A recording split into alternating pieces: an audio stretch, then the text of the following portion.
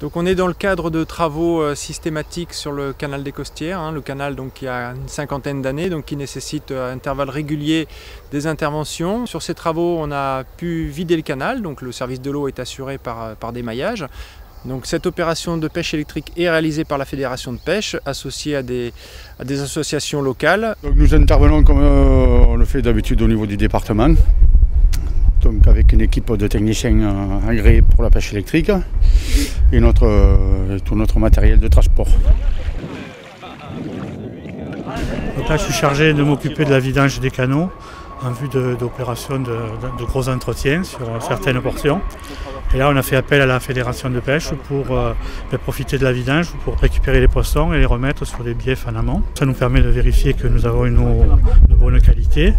Certains poissons consomment des algues sur le canal, ce qui nous permet d'avoir des berges de canaux entretenues tout au long de l'année. Et nous faisons même quelques apports annuels de l'ordre de 4 à 500 kg sur l'ensemble de nos canaux, qui représentent environ 100 km pour tout BRL. Tout l'eau va disparaître, le poisson risque de mourir. Et nous, la PPMA de Bellegarde, nous nous sommes joints à la fédération pour prêter main forte.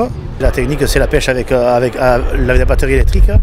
Ils enorment un petit peu les poissons, on les récupère les pucettes et on les remet dans les bacs qu'on va remettre ailleurs. Voilà.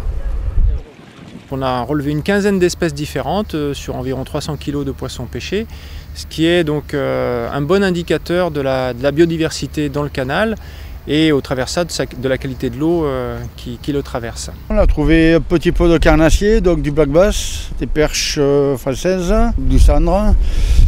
Sinon les cyprinidés classiques, chevennes, ablettes, de la grémille, des brèmes, anguilles, gardons. Ces poissons, une fois collectés, ils ont été remis dans le canal sur un bief un petit peu à l'amont qui n'était pas concerné par l'opération. Une fois que le canal sera remis en eau, ils se déplaceront au gré du courant et au gré de leurs besoins en alimentation.